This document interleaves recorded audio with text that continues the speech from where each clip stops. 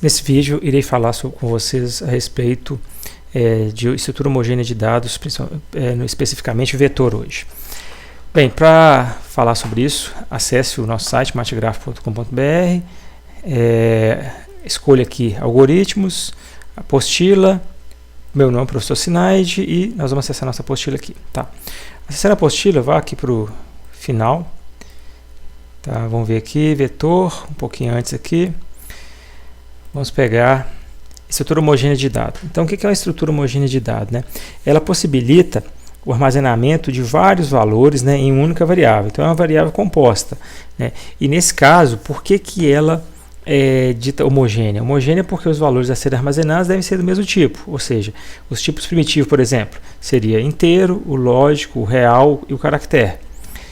Bem, entre outras características, nós vamos trabalhar com vetor e matrizes, que é vetor serão estruturas homogêneas de dados unidimensional e a matriz bidimensional. Existem estruturas n-dimensionais, mas vamos falar aqui, tratar só sobre vetores e matrizes, hoje especificamente sobre vetores.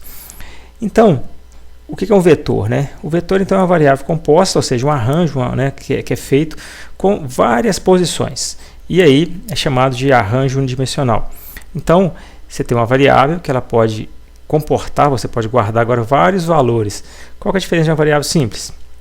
Na variável simples, né, que a gente tem costume até então, eu não conseguiria guardar uma sequência, né, por exemplo, de notas, igual está aqui. Sempre que eu altero o valor anterior ele é apagado, né, ele é alterado, né, e permanece apenas o último valor. Bem, eu posso entender então um vetor como sendo uma lista de elementos, né, do mesmo tipo, pela definição de estrutura homogênea de dados. São estruturas lineares, né, quer dizer, segue esse formato, e estática, quer dizer,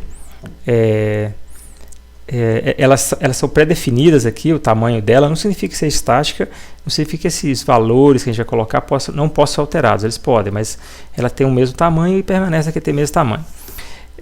Então, esse número finito pré-determinado de valores, ok. Quer dizer o seguinte, né? São compostos por um número finito, né? Finito quer dizer, eu tenho o fim aqui, e pré-determinado, né? Esse pré-determinado quer dizer o tamanho dele aqui, ele vai ser sempre o mesmo caso quando eu determinar um vetor de forma estática. A representação do vetor, né, seria dessa forma, esse formato aqui, onde eu tenho a primeira posição, segunda posição, até a posição n, ou seja, a posição que eu queira, o tamanho que eu quiser. Vamos pegar um exemplo, né? Vetor de notas de uma turma de 10 alunos. Então, meu vetor vai ter qual tamanho? Olha, 1, 2, até 10. E aqui seriam as representações das notas, né? Então, agora eu consigo armazenar numa estrutura as notas de uma turma. Por exemplo, aqui no caso, nesse exemplo, de 10 alunos. Então, a nota está guardada nessa posição 1. Então, a posição 1, qual o valor que está guardado na posição 1? 6,1. Qual o valor que está na posição 3? 9,2. Né? Qual o valor que está na posição 9? 10. E assim por diante. Bem, como eu declaro um vetor? Uma declaração seria eu informar o tipo, que seria, de novo, lembrando inteiro, real, caractere, o lógico, o nome, que é o identificador, e o tamanho do meu vetor, entre colchetes aqui para dizer o tamanho que essa estrutura vai ter, que esse vetor vai ter. Bem, vamos a um exemplo. Faça um algoritmo que leia as notas de uma turma com 50 alunos e mostre o vetor resultante. Então, é basicamente preencher o vetor e mostrar esse vetor, né, preenchido. Como que eu faço isso?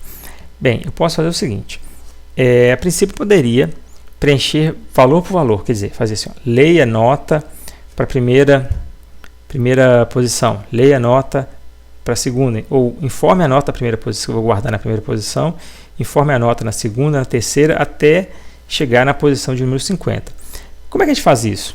Eu não vou fazer isso linha a linha, porque senão eu teria que ter no mínimo 50 linhas só do leia, né? Mas aqui, ó, eu vou fazer uma estrutura de repetição para, onde esse para me diz o seguinte: eu tenho um i que eu vou ser o meu índice, eu vou usar esse i aqui que é o nosso contador, mas eu vou usar ele aqui como sendo um índice, ó. Observe que ele aparece aqui e aqui. Então, ele vai de 1 até quanto? Até 50. Variando de quanto? Variando de 1.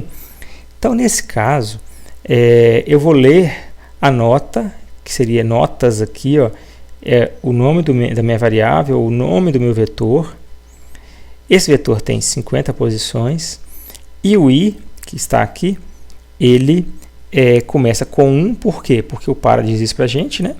Ele começa com 1. Então, olha, leia ou ler, né, notas, quer dizer, preencha a nota na posição inicial, qual que é? 1.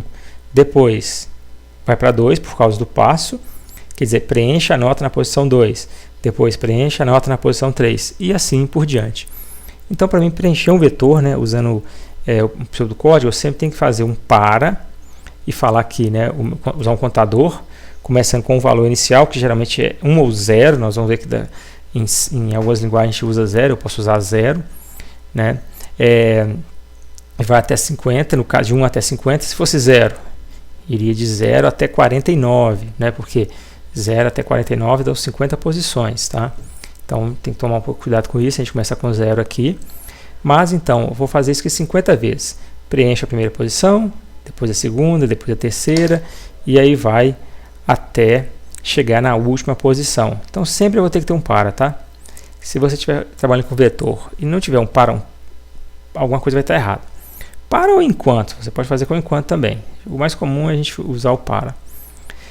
Então, nessa primeira parte aqui, que está aqui, ó, do para até o fim para, nós estamos fazendo o quê? Preenchendo o vetor. Ou seja, colocando valores, dando valores ao vetor. Que é a primeira parte, não é o problema. Leia as notas de uma turma com 50 alunos. 50 alunos.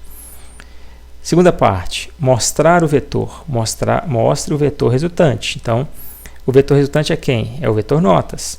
É a mesma ideia aqui de cima, que é escrever, ou escreva, né, notas, índice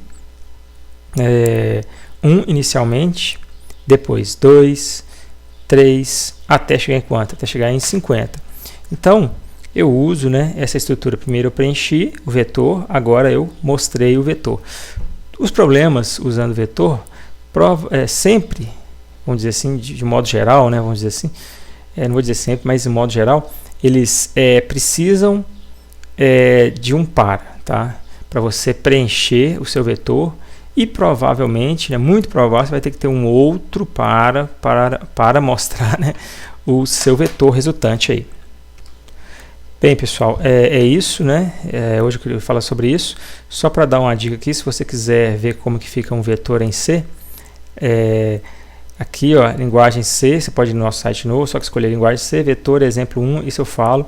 Inclusive, eu vou fazer um vídeo, esse vídeo vai estar aqui, nessa parte, onde está o código, e aí eu vou explicar. Então, vocês podem acessar também, que aí nós vamos fazer em C, usando esse código aqui. Obrigado e até a próxima.